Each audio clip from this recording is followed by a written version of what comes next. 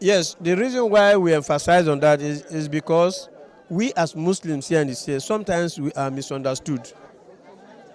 When you say you pray for the governor for God protection for him and for him to come back, it is assumed that we are slighting the FCT minister. That is not true. FCT minister is doing his own job there.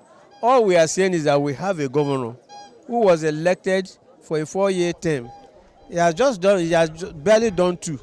And for no justifiable reasons, his mandate was truncated to last for 6 months. So 6 months out of 4 years, you will be having less than 1 year, 6 months to go. We say it is not correct, but the ground on which he was suspended from office or state of emergency declared was not tenable. War situations are everywhere, elsewhere outside the state. So, but we do not see it as justifiable. It is not constitutional. Anybody who is somebody who has commented on this has condemned the whole thing. We had expected that as a listening authority, those who slammed the state of emergency and unlawfully suspended the governor and the legislators should have had a rethink by now and reviewed their situation so that we can move forward. So calling on the president, for instance, to review the state of emergency is not a slight on him, nor the FCT minister. This is what the people want. This is what Nigerians want. Because if you allow it go, you are setting a bad precedent. Now we are citing the state of emergency slammed by Goodluck Jonathan. They were citing that as an example. But Goodluck Jonathan did not suspend any governor or the legislators of the states he declared a state of emergency on. Why is it different here? So if you are going to follow the footsteps of Goodluck Jonathan, there was no sole administrators in those states. Why is there a sole administrator here that is not provided for in the constitution? As if that is not bad enough. They told us that the Supreme Court judgment must be obeyed. They told Governor Singh, go and obey the Supreme Court judges, go and obey the rule of law. That same Supreme Court judgment states clearly that Rivers State money should not be released to unelected House of Assembly endorsed governor or legislators or local government areas. That's what the Supreme Court says. The same people who hailed as Supreme Court judgment went round again to illegally appoint a sole administrator, and also went further to release funds. So what are we talking here? And you expect Muslims to keep quiet? It's not correct. So they shouldn't have released the monies to the administrators here, both at the state and local government levels, because they're illegal. They should wait until the elected governor comes back, and then they can release whatever thing they release. So what will the governor work with now if he comes back? And who will account for the money so released? And who will pay the price for disobeying the Constitution and disobeying the Supreme Court? Is it when it suits them, they say obey Supreme Court, obey the Constitution, while they themselves refuse to obey the same authorities? We don't like that dual hypocritical stance. And that's why we are calling on them to stand by the truth, to ensure that truth, equity, and justice prevail, without which there will never be any peace in this country. Since 1960, we have been clamoring for peace and unity, stability, all that. No, for the simple reason that we disdain truth, justice, and equity, which are the 3 things Allah subhanahu wa ta'ala gave to his prophets and the kings he appointed. He said, you must rule with truth, justice, and equity. And any king that ruled with equity and justice, he maintains peace in his country. It happened to Prophet Dawood. He reigned with peace. It happened to Prophet Muhammad sallallahu alaihi wasallam. During that period, there was peace and expansion. So how can we come today and say truth, justice, and equity is political? It should not have a place in governance. And that's why we are feeling as a nation. We must insist that governance must hold truth, equity, justice in high esteem. Otherwise, it will fail. So in the spirit of today, what's your word to the governor? My word to the governor is that he will continue to exercise patience the way he has been done, but he should not compromise the mandate given to him by Rivers people. He should not, otherwise he will bear the consequences of it. Whatever thing whatever dealing they are dealing, whatever method they are using to agree to establish peace, he should realize that what is paramount is the mandate given to him. It must not be abridged. Rivers people must not be shortchanged or mortgaged to the interest of other primordial entities. أوصيكم ونفسي بتقوى الله عز وجل ومن يتق الله يجعل له مخرجا. All praises and honor are to Allah Ta'ala, the Lord of the world.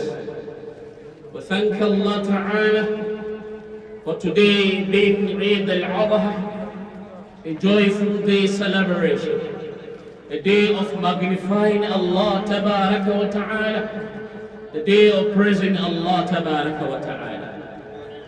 Brothers and sisters in Islam, indeed Allah Azza wa Jal has favored you and me. He has made you and me to live the witness today. Today being Eid al-Adha, many have wanted to reach today, but Allah Tabaraka wa Ta'ala never give them the opportunity. But you have the opportunity. Today being the day of Yawm al-Nahar, the day of sacrification, the day our father Nabi of Allah Tabaraka wa Ta'ala, Khalilullah, Ibrahim alayhi salatu wa salam, wanted to sacrifice his son for Allah Tabaraka wa Ta'ala. But Allah Tabaraka wa Ta'ala ransomed him, Ismail alayhi salatu wa salam, with the sacrifice of a ram, which Allah Ta'ala commanded angel to bring to Ibrahim alayhi salatu wa salam. What was the incident before that? Because his obedience to Allah and that of his son to Allah Ta'ala. Allah shows them what they offer Allah Ta'ala, accepted it wholeheartedly. Brothers and Islam, indeed, wherever you are and whatever you are doing, remember Allah Tabaraka wa Ta'ala sees you. As each and every one of us going back today to our various homes, I know many of us will sacrifice, many of us will not sacrifice. Among us, those that will sacrifice, not that some of us have much, but because we want to thank Allah Tabaraka wa Ta'ala, we will sacrifice. There are those among us that Allah Ta'ala has blessed with abundant wealth, but will not sacrifice because we think we are going to throw away the money. Allahu Akbar, Allahu Akbar. La ilaha illallah. Allahu Akbar, Allahu Akbar, walillahi alhamd. Brothers and sisters in Islam, don't be miser, don't be stingy, be thankful to Allah Tabaraka wa Ta'ala.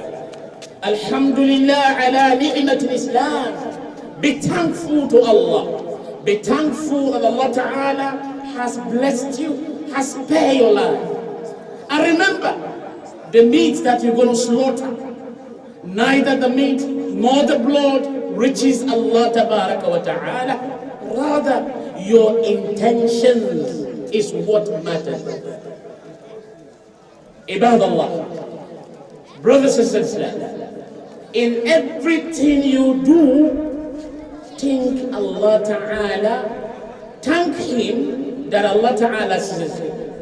He says, when you thank me, I will add more blessings to you. But if you refuse to thank me, my punishments are severe. May Allah Tabaraka wa Ta'ala make it easy for each and every one of us. My brothers and sisters in Islam, you should remember, as you are going back to your various homes, there are those your neighbors, those are Muslims and those that are not Muslims. Extend hands of fellowship to them. Cook meal, invite them to your house, sit down together and eat. It increases bond and it shows us them that you did not despise them. What about your Muslim brothers and sisters? You should know that your Muslim brothers and sisters pay a visit to each other and exchange pleasantry to each other. تقبل الله منا ومنكم صالح الأعمال عباد الله. My brothers and sisters, be dutiful to Allah Tabaraka wa Ta'ala. Allah Ta'ala will help you and make it easy for you. Brothers and sisters, it is not wanting of us. Many a times in our attitudes, especially on Eid ground, it is sunnah whenever you come to the Eid, you sit down, wait for the Imam. After the prayer, you sit down and listen to the khutbah. This is the sunnah of the Prophet ﷺ. But it's quite unfortunate in our era and modernity where we are today. As soon as the Imam said taslim and starts khutbah, everybody are rushing to take snap, pictures and the rest. Everybody will be standing and talking and discussing. Some amongst our brothers and sisters will be clamping and hugging each other. This is abhor, is un-Islamic. Another thing again, Eid is not a showing ground where you come with attire that you like, you dress as you like, you exposes your bosom for people to see. How do you think, especially my sisters, that brothers and sisters, brothers will look at you in that manner and say you are morally upbringed, you are morally brought up? You must dress properly so that Allah Tabaraka wa Ta'ala will have mercy on you and grant you success and grant you hidayah in whatever you do. My brothers and sisters, in whatever you are doing, remember Allah sees you, whether in the open or in the secret. As such, we need to understand where we are and our connections with Allah Tabaraka wa Ta'ala. Brothers and sisters, I want to also let us know that in our country today, we need much of prayer for Allah Tabaraka wa Ta'ala to give us peace and tranquility in whatever we are doing. May Allah Ta'ala make it easy for all of us. May Allah strengthen our faith in Iman. May Allah Ta'ala better our faith في الدنيا والآخرة. May Allah Tabaraka wa Ta'ala grant us success in whatever we are doing. I thank Allah subhanahu wa ta'ala for having given us the opportunity to observe this Eid today. You have heard the admonition from the Imam, and you have also heard the admonition from the Holy Quran. I stand to congratulate all of you, those who have been able to observe the Eid and those who are not able to. Congratulations to all of us all, and we continue to remain grateful to Allah. The only way we can be grateful to Allah is to make sure that we do not stop. We do not stop the ethics. We do not stop the injunctions. We do not stop the instructions given to us about today and what led to today. It is a reminder that we should be of spiritual faith on Allah. We must believe that Prophet Ibrahim did with his son Ishaq. They believe totally in Allah, and Allah has created ordained this day to honor them. And then we are here today, more than 3,000 years, doing what they have been doing at that time. So I urge you to remain law-abiding. Remain law-abiding. Shun anything that will bring crisis, anything that will bring you as Muslims and others at loggerheads. Please shun that. Islam is a religion of peace. You should be ambassadors of peace wherever you are. That is not to say that if you have any threat or violation to your rights or your persons or your welfare, you should not react by letting the authorities know. Don't take laws into your hands. Disclose your intentions to the security agencies. They will be able to bring peace. And then again, as you celebrate, please pray for the country, pray for the president, pray for the state, River State, pray for the governor especially. Pray for him that Allah should protect him, that Allah should provide for him, that Allah should bring him back to continue from where his mandate has been temporarily abridged. He has been a Muslim-friendly governor, and we appreciate him. We pray that he should come back to continue his good work in River State. Our stand is on justice and equity and what is true. We are not to be construed that we are antagonistic to any group or to any person. All those concerned in the crisis in River State, they are top Rivers indigenes. We hold them in high esteem, and just as we hold the governor, we also hold the minister, who has been representing us well in his office where he is. But all we are saying is that when it comes to the issue of truth, justice, and equity, we Muslims were enjoined to side with truth, equity, and justice. If that three cards fits you, it's okay. If it does not, we are not to blame. We are not expected to side with injustice. We will no longer be Muslim because Allah abhors injustice. For that reason, we continue to pray for unity. We continue to pray that truth, justice, and equity should prevail. Because where they prevail, there is peace. Where there is no cheating, there will be peace. Where there is no hatred, there will be peace. These are the things we are asking. And we as Muslims, we have been charged, we have been given the tools with which to ensure peace in the society. Just as the Imam says, it is we who are witnesses for mankind. And Nabi Muhammad sallallahu alaihi wasallam will witness for us as Allah will witness for him. So remember that if there's any kind of injustice or inequity in your surroundings and you do nothing, then you have contributed to that injustice, and Allah will hold you accountable. I pray that Allah give us the opportunity to witness another Eid. We pray that Allah should touch the heart of our leaders so that they can come up with policies and programs that are people-oriented, that are meant to alleviate the sufferings of the people. There is a lot of suffering in the land. There is too much hunger in the land. There is too much violence in the land. Insecurity, everything. This is not what the Ummah bargained for.